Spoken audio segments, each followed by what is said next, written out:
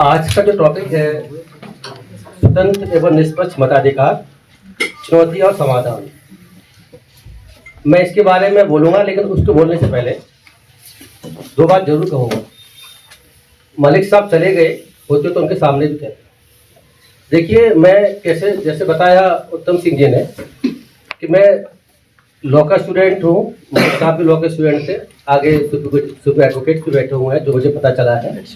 लेकिन लीगली बात कुछ जरूर कहूँगा आर्टिकल 19(1) के बारे में, जो मलिक साहब ने अपने अधिकार का इस्तेमाल किया, उसी अधिकार का इस्तेमाल मैं भी करूँगा। हर व्यक्ति को, हर नागरिक को ये अधिकार है कि अपनी बात को फ्रीली कह सके। फ्री वर्ड इसमें भी है, स्वतंत्रता में। ये भी आर्टिकल 19(1) के तहत भी आता है, मैं इसे बाद में आऊँगा। मेरा कहने का मतलब यह है कि इस अपने अधिकार का इस्तेमाल करते हुए कुछ बात मैं इसीलिए कह रहा हूँ क्योंकि मुझे लगा कुछ बातें गलत कॉन्स्टिट्यूशनली नहीं कही गई हैं। कॉन्स्टिट्यूशन का स्टूडेंट 21 साल तक मैं जज रहा, कानून के हिसाब से मैंने काम किए, और जैसे कहा BRS मैंने लिया है, वो इस बात का मैं सबूत है। नौकरी से मुझे कोई परवाह नहीं थी। नौकरी में रहते हुए मैंने बहुत सारे काम किए, उसके बाद भी कर रहा हूँ और करता रहूँगा। मुझे इस बात की बड़ी खुशी है वैसे, क्योंकि ये संगठन है, संघ, मैं पिछले 1 साल से इसके बारे में जानता हूँ, और ये बात मुझे बड़ी अच्छी लगी कि रिटायरमेंट के बाद मैं देखता हूँ, मैं हमेशा इसका विरोध में रहा कि हमारे ऑफिसर्स हैं या कर्मचारी हैं, वो रिटायरमेंट के बाद में घर में बैठते हैं, ज़्यादातर कुछ अपने उस काबिलियत का इस्तेमाल समाज के लिए नहीं करते। लेकिन इस संगठन रिटायरमेंट के बाद मैं देख रहा हूँ, बहुत सारे साथियों को मैं इनसे मुलाकात मेरी रिटायर में हुई है और भी कई जगह मैं देख रहा हूँ, तो वो लोग इस काम कर रहे हैं, तो बहुत बड़ी बात है। घर में नहीं बैठे हुए हैं और समाज देश के लिए कुछ कर रहे हैं। कहते उसके लिए तालियां इस संगठन के लिए। क्योंकि मैं जब छोटा था तो मैं इस बात को सोचा करता था, जज बनने के बाद में, छोटे में मतलब जज बनने के बाद में, कि मैंने अपने कई रिश्तेदारों को देखता हूँ कि वो रिटायरमेंट के बाद में जज भी हैं उसमें, और बहुत से IAS ऑफिसर्स भी हैं कि घर बैठे हुए हैं, कुछ भी नहीं कर रहे, 80, 85, 90 साल की उम्र भी हो गई। तो मैं सोचता था कि इतनी काबिलियत है, इतने साल तक उन्होंने एक्सपर्टीज ली अपने फील्ड में, उसका इस्तेमाल ये करते क्यों नहीं है, करना चाहिए। खैर, अब मैं आता हूँ टॉपिक पर। 19(1) की जो बात चल रही है, मैं आपको ये बात बता दूं कि जन अदालत की बात अभी कही गई। हमारे देश में नहीं, पूरे विश्व में अदालतों की स्थापना हजारों सालों के संघर्ष के बाद हुई है। ये सिस्टम जो बनाया गया है कि अदालतें होनी चाहिए डिस्प्यूट को निर्धारण करने के लिए, ये कोई छोटी बात नहीं है। ये हजारों साल के देश विदेशों में हर जगह जिस तरीके से संघर्ष चले, किस तरीके से लोगों की समस्याओं का समाधान कौन सा संस्था कर सकती है, तो जुडिशरी का जन्म हुआ। और उस जुडिशरी के जन्म में सिद्धांत बने, प्रिंसिपल बने, लॉ बने। ये मैं इंडिया ही नहीं, पूरे वर्ल्ड की बात कर रहा हूँ। उसके बाद एक व्यवस्था बनी, जिस व्यवस्था को न्यायपालिका कहते हैं। न्यायपालिका के व्यवस्था में बहुत सी कमियां हो सकती हैं। व्यवस्था में हर एक में कमियां हैं। कमियां व्यवस्था में नहीं है, कमियां लोगों के अंदर। जैसे लोग होंगे वैसी जिस व्यवस्था में जाएंगे वैसा ही काम करेंगे। ये न्यायपालिका के साथ भी है, एग्जीक्यूटिव के साथ भी है, और जुडिशरी के साथ भी है, और पार्लियामेंट के विधानसभा के साथ भी है, आम लोगों के साथ भी है। मैं पानी थोड़ा लेकर ये दे दो। तो जन अदालत को आप क्या समझते हैं? खापंचा समझ लीजिए एक तरीके से। क्या आप ये चाहते हैं कि हमारा देश खापंचा की तरफ लौटे? नहीं। कोई संविधान हो, कोई कानून हो जिसके तहत डिसीजन हो कि कोई कुछ भी आगे कुछ भी कह दे तो आने के बाद उस पर डिसीजन होनी चाहिए। क्या ऐसा चाहते हैं आप कि देश में ऐसी व्यवस्था बने कि रेप होने के बाद में 1000-2000 रुपये देने के बाद में खापंच का एडिक्शन कर रहे हैं, केस को वापस ले लो? ऐसा नहीं हो सकता। तो जन अदालत की बात बिल्कुल भी संवैधानिक नहीं है। हमारी व्यवस्था में कमी हो सकती है, मैं फिर कह रहा हूं, कमी को दूर करने की आवश्यकता है। दूसरी बात एक और भी है कि स्वतंत्रता का हमारा जो अधिकार है, right to speech and expression, ये एब्सोल्यूट नहीं है। इस बात को आप लोगों को जानना होगा।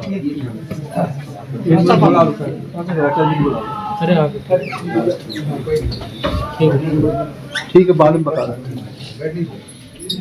Right to speech and expression, this right is not absolute right.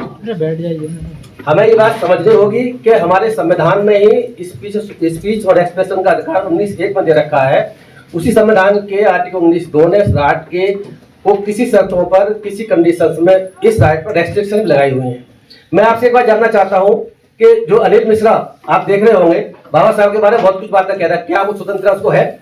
नहीं। क्या आप चाहते हैं स्वतंत्र इंसान को स्थिति मिलनी चाहिए बाबा साहब के बारे में ऐसी बात कह सके? तो right to speech and expression को एब्सोल्यूट कभी भी नहीं माना जा सकता। और हमारे संविधान में ही व्यवस्था है 19(2) के तहत कि अगर मानहानि के रूप में कोई मानहानि करता है या और बहुत से 7-8 ग्राउंड करीब उसमें है, जिसकी बेसिस पर सरकारों को, पार्लियामेंट को ये अधिकार दिया गया संविधान के द्वारा, राइट टू स्पीच पर, एक्सप्रेशन पर रेस्ट्रिक्शन लगाई सकती हैं। उच्च राज का इस्तेमाल करते हुए रेस्ट्रिक्शन लगी हुई है देश भर। अब मैं इस टॉपिक पर जरूर आऊंगा कि टॉपिक के बारे में लगता है कि बहुत ज्यादा कुछ नहीं कहा गया है। मैं कुछ जरूर कहूंगा अपने भाषण में कंक्लूड करना कि अभी क्या हुआ 3-4 दिन पहले, अच्छा चल रहा है। 3-4 दिन पहले, 3-4 दिन में आप कुछ इंसिडेंट देखिए। एक इंसिडेंट हो रही है उत्तर प्रदेश में, एक हो रही है वेस्ट बंगाल में। मैं इसलिए कह रहा हूँ कि जो स्वतंत्र निष्पक्ष मताधिकार की बात कर रहे हैं, मत देने से पहले आपको मत बनाना पड़ेगा। मत बनाने के लिए बहुत सारे लोग हो सकते हैं जिनको आप आदत मानते हो सकते हैं, बड़े इंसान हो सकते हैं जिसकी वजह से कहेगा मैं इनकी बात ठीक है, मैं इसको वोट दूंगा। तो ये भी आपके वोट देने के अधिकार को प्रभावित कर सकती हैं। तो मैं ये बात इसीलिए कह रहा हूँ कि 3 दिनों में 2 घटनाएं देखी जिसमें मुझे बहुत भारी अंतर नजर आया। एक उत्तर प्रदेश के चंदौसी शहर है, वहां पर डिस्ट्रिक्ट इंटीग्रेटेड कोर्ट कॉम्प्लेक्स का उद्घाटन किया है, जिसमें वहां के मुख्यमंत्री योगी आदित्यनाथ भी थे, हाई कोर्ट के चीफ जस्टिस थे और सुप्रीम कोर्ट में हमारे chief justice of India Suryakant साहब इस वक्त जो है वो ही मौजूद थे। और कल क्या हुआ, ये 2-3 दिन पहले की बात है, मैं बात बताऊं उसमें क्या हुआ है। कल क्या हुआ है, कल ये हुआ है कि कल न्यू जलपाईगुड़ी में कलकत्ता हाई कोर्ट की सर्किट बेंच का वहां इनॉग्रेशन हुआ है। वहां भी chief justice of India Suryakant ji थे और बाकी चीफ मिनिस्टर ममता बनर्जी जी वहां पर थी, बाकी हाई कोर्ट के और सुप्रीम कोर्ट बहुत से जजेस वहां मौजूद थे। तो मुझे ऐसा लगा 2 स्पीच दी हमारे चीफ जस्टिस ऑफ इंडिया ने, एक दी वहां पर चंदौसी में उत्तर प्रदेश में, एक दी अपना न्यू जलपाईगुड़ी बंगाल में। दोनों में जमीन आसमान का फर्क है। मैं आपसे रिक्वेस्ट करूंगा आप दोनों स्पीचों को जरूर देखें, जरूर सुने। आपको पता चलेगा कि आपके चुनाव देने के अधिकार को, आपके जो मत को प्रभावित करने की कोशिश चीफ जस्टिस ऑफ इंडिया के द्वारा भी हो रही है देश में। बिल्कुल, मैं इसलिए कह रहा हूं क्योंकि उत्तर प्रदेश में जब उन्होंने अपनी स्पीच दी तो उन्होंने योगी आदित्यनाथ की बहुत बड़ी तारीफ की, उनके सिस्टम की तारीफ की, योगी आदित्यनाथ की तारीफ की। इलेक्शन 2027 में यूपी में होने हैं और बंगाल में इस साल होने हैं, तो ये तारीफ करने का मेरी समझ में बात नहीं आई। वो तारीफ बंगाल में नहीं मुझे दिखी ममता बनर्जी की। ममता बनर्जी ने ये बात कही, ममता बनर्जी ने तो वहां पर जो है सबके सामने ये बात कही कि आपकी ड्यूटी है इसमें सुप्रीम कोर्ट की चीफ जस्टिस ऑफ इंडिया की और न्यायपालिका की, संविधान को, लोकतंत्र को और लोगों को इनको बचाएं, प्रोटेक्ट करें। ये बिल्कुल स्टेक पर लगा हुआ आज के समय में नष्ट होने वाला है। आप सब देखिए, उसके बावजूद भी चीफ जस्टिस ऑफ इंडिया ने एक वर्ड नहीं कहा, एक लिखी हुई स्क्रिप्ट लेकर के आए, पढ़ के वहां से चले गए। लेकिन उत्तर प्रदेश में योगी आदित्यनाथ की तारीफ करना और ये कहना, आप सुनिए उसको कि मैं जहां भी जिस राज्य में जाऊंगा उस राज्य में बात कहूंगा कि इस राज्य की सरकार ने और हाईकोर्टों ने जो कोर्टें बनाई है वो बाकी राज्यों में बननी चाहिए और वहां पे बहुत अच्छा काम चल रहा है। ये बात उन्होंने बंगाल में नहीं की। बंगाल में भी बहुत शानदार हाईकोर्ट का इनॉग्रेशन, हाईकोर्ट की बिल्डिंग बनाई गई है। ये बात चीफ जस्टिस ने जरूर कही थी लेकिन उनकी तारीफ नहीं करी। तो ये जो मत को प्रभावित करने का जो तरीका है वो तरह तरह से हो सकता है, कुछ कह के करते हैं, कुछ बना के करते हैं। देखिए, मैं कुछ बातें हैं, अब मैं आपकी बात और आगे शुरू करता हूँ कि ये जो अधिकार है डेमोक्रेसी में, आपको पता है कि लोकतंत्र में हमारी जो पार्लियामेंट डेमोक्रेसी है उसके तहत चुनाव होते हैं। चुनाव होने के बाद में पार्टियां और इंडिपेंडेंट चुनाव लड़ सकते हैं और लड़ने के बाद में फिर उसके बाद में जो मेजोरिटी में आती है वो सरकार बनाती है, केंद्र में भी, राज्य में भी, और अब लोकल बॉडीज में भी स्थिति शुरू हो गई है। तो शुरुआत फ्री एंड फेयर इलेक्शन, यहाँ फ्री एंड फेयर मताधिकार, नॉट इलेक्शन। तो फ्री एंड फेयर मताधिकार जो है इलेक्शन का एक सबसे इंपॉर्टेंट पहलू है।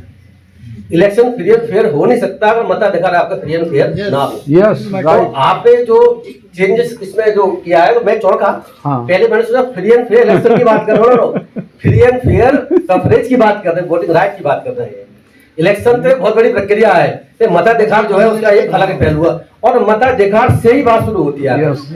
अगर इलेक्शन कहीं किसी से करवाना हो तो सबसे पहले वोटिंग राइट की बात आएगी।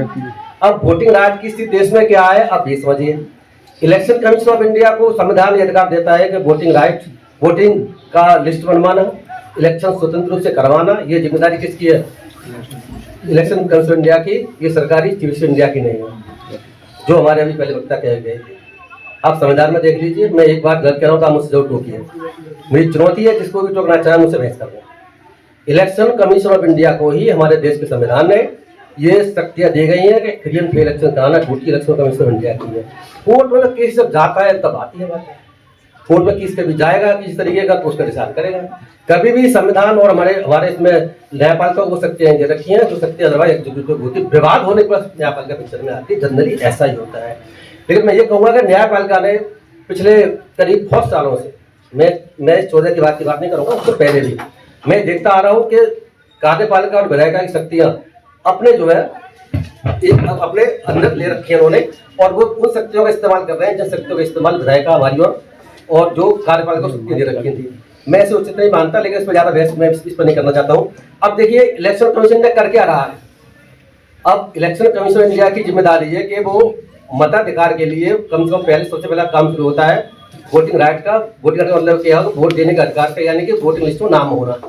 अब वो आप देख रहे हैं विपक्षी पार्टियां इसमें वोट चोरी का आरोप लगा रही हैं कि इसमें वोट चोरी के लिए आप देख रहे हैं SIR चल रही है। इसके समय SIR का काम यही है कि किस तरीके से इस देश के बहुत सारे वर्ग को जो भारतीय जनता पार्टी की सरकार को वोट नहीं देते हैं उनके वोट को कैसे काटा जाए।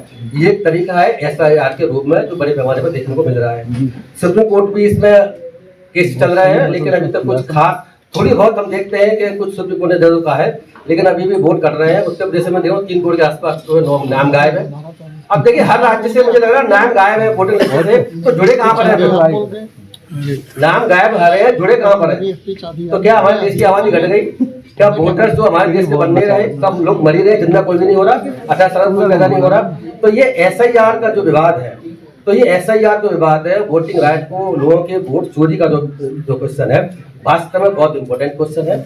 और इस क्वेश्चन को विपक्षी पार्टी और लोग उठा रहे हैं, और मुझे लगता है कि शायद आप लोगों ने भी कुछ सोच समझ के इसको जरूर रखा होगा। तो सारा काम चुनाव में अगर जीतने से पहले वोट का अधिकार नहीं हो तो करेंगे क्या? देखिए उसके बाद मैं आपको एक बात बताता हूँ। वोट चोरी आपने सुनी है, मैं एक बात आपको बताऊंगा सीट चोरी की। वो मैंने एक नया वर्ड ईजाद किया अपने समझ के अकॉर्डिंगली। हुआ ये था कि मैं सीट चोरी किसको कह रहा हूँ, यहाँ तो वोट चुरा रहे हैं वो, और SC और ST की सीटों की चोरी हो रही है। मैं लोकसभा विधानसभा की सीटों की बात कर रहा हूँ। कुछ एग्जाम्पल देके आपको समझाने की कोशिश करूंगा मेरा कहने का तात्पर्य है क्या। हमारे उत्तर प्रदेश में एक विधानसभा है टूडला, वहां पर एक MLA BJP की पार्टी से MLA लड़े, SP सिंह बघेल। मुझे नहीं पता आप में किसी को ये बात पता है कि नहीं पता। तो वो लड़े SC कैंडिडेट से, जब तो SC कैंडिडेट नहीं ओबीसी में ऐसा आप कह रहे हो OBC में SC लड़ रहे हैं, अभी लड़ रहे हैं, इस बार भी MP SC से धनगढ़। तो अब समस्या क्या है, वो वहाँ समस्या है धनगढ़ की। आप ठीक कह रहे हैं, उसमें बड़ा विवाद है। 1950 का राष्ट्रपति का जो ऑर्डर है, जो शुल्क कास्ट की लिस्ट उत्तर प्रदेश में कौन कौन आएगा वो बनी हुई है। आपको पता होगा कि राष्ट्रपति ऑर्डर निकलता है सबसे पहली बार, उससे लिस्ट बनती है, और जब चेंज करना हो तो पार्लियामेंट उसमें चेंज कर सकता है, बाकी किसी को पावर नहीं है। लेकिन उत्तर प्रदेश में बाकी राज्यों में कई राज्यों में क्या चल रहा है, सॉरी, कि वो जानते हुए भी कुछ जातियों को SC जाति में नामित कर देते हैं, जानते हुए कि हम नहीं कर सकते। उत्तर प्रदेश में भी देखने को मिला, बाकी राज्यों में देखने को मिल रहा है कि जो कि पार्लियामेंट ही काम कर सकता है उसके बावजूद भी कर देते हैं। अब उससे होता क्या है कि जो जाति OBC में या जनरल में किसी और में आती है उसे अगर SC बना दिया तो एक तो इलेक्शन लड़ते हैं वो SC सीट पर, तो SC की इलेक्शन की जो सीट की चोरी है वो अपने आप में करते हैं। वो है नहीं, उसके बावजूद भी हम उसको सीट दे रहे हैं। दूसरी बात क्या है, नौकरियों में जाते हैं, और क्या है एजुकेशन में भी अपना एडमिशन लेते हैं उसी कास्ट सर्टिफिकेट के बेसिस पर। तो धनगढ़ वाला विवाद चल रहा है, वो बंदा SP सिंह बघेल उत्तर प्रदेश में लॉ मिनिस्टर मोदी जी की पिछली गवर्नमेंट में केंद्रीय राज्य मंत्री और लॉ भी रहे हैं। तो एक कहानी हो गई। दूसरा केस क्या होता है कि जहां पर वो जाति का उसका है ही नहीं, यहाँ तो ये है कि जाति का तो वो इसी का है जिसको बता रहा है, लेकिन वो जाति लिस्ट में नहीं आती, तो वो जाति का दूसरा वर्जन लेकर के ये जाति भी इस जाति में मानी जानी चाहिए, तो सरकार ऐसा कर रही है, और करने के बाद में वो इलीगल अनकोर्सिव काम करके वो हमको चुनाव लड़वा देती है। दूसरा क्या होता है कि कोई है जनरल से, वो बन गया SC कास्ट सर्टिफिकेट लेके आ गया, अब वो वाले SC कार्ड लेने के बाद में वो SC की सीट से चुनाव लड़ रहा है और SC के लोग भी उसको वोट दे रहे हैं, जानते हो SC के सभी को पता नहीं कि क्या स्थिति वहां से लेकर के आए हुए हैं। तो ये जो स्थिति है हाथरस में, ये कहानी में हाथरस का रहने वाला है, इस वक्त MLA माहौर उनकी भी कहानी यही है। इस हिसाब से जानते हैं हाथरस की सीट से वो रिजर्व सीट से MLA बनी हुई है आज के समय में। तो ये सीट की चोरी भी करते हैं वोट की चोरी के अलावा। अब देखो एक बात और बता दूं मैं आपको कि भावनात्मक रूप से किस तरीके से मताधिकार को इस तरह भटकाने की कोशिश करते हैं जिससे कि लोग उनके पक्ष में वोट दे जाए। आपने उत्तर प्रदेश के कुछ एग्जाम्पल देखे होंगे, वोटिंग राइट आपको मिल गया SIR के माध्यम से, तो आपको वोटिंग राइट खत्म कर रहे हैं। वोटिंग राइट अगर मिल भी गया तो आप वोट डालेंगे कैसे? वोट डालने के जैसे मैंने आपको अभी CJI को उदाहरण दिया, वो तारीफ कर रहे हैं योगी आदित्यनाथ की, लेकिन ममता ने तारीफ नहीं कर रहे हैं। इलेक्शन दोनों राज्यों में 1 साल के बाद अधिकार हो रहे हैं। आपने मुरादाबाद में और उत्तर प्रदेश के पिछले चुनावों में देखा होगा कुछ राज्यों में एक पुलिस वाला बंदूक लेकर के मुसलमानों को आप पीछे जाइए वोट नहीं डालने के। कुंदर की विधानसभा, कुंदर की जो विधानसभा थी, ऐसा भी देखने को मिल रहा है। मुसलमानों की तरफ से ऐसे बहुत बड़े आरोप हैं इस देश में कि हमको जो है उस मोहल्ले में, इलाके में पुलिस वाले खड़े हो जाते हैं और वो वोट डालने के लिए डाल ही नहीं देते। बताओ क्या करेंगे आप? तो वोटिंग राइट आपका है, वोट बना हुआ है, तो वोट से काटे जा रहे हैं, वोट जिनके बने हुए उनको वोट डालने से रोका जा रहा है। एक ये बड़े भारी मुद्दा है, इस पर विचार करने की जरूरत है। इसके अलावा जबकि आपने देखा होगा कि इलेक्शन से पहले हर पॉलिटिकल पार्टियां जो फ्रीबीज की बात करती हैं कि हम तुम्हें ये देंगे, हम तुम्हें वो देंगे, हम तुम्हें ये देंगे। मैं आपने एक बताता हूँ, एक मेरे जानकार है, मेरे ऑफिस में काम करता है, तो जब इलेक्शन चल रहे थे तो उससे पूछा गया कि तुम कहाँ जा रहे हो? बीजेपी के उसमें जा रहे हैं रैली में, कि आम आदमी पार्टी वाले 500 रुपये देते हैं, 1000 रुपये देते हैं और खाना भी देते हैं, तो हम तो बीजेपी पार्टी में जाएंगे रैली में। और बीजेपी पार्टी में रैली में गए, वोट भी दे के आए। जब जीत गए तो उनकी बिजली का बिल आना शुरू हो गया, ज्यादा अब रो रहे हैं वो।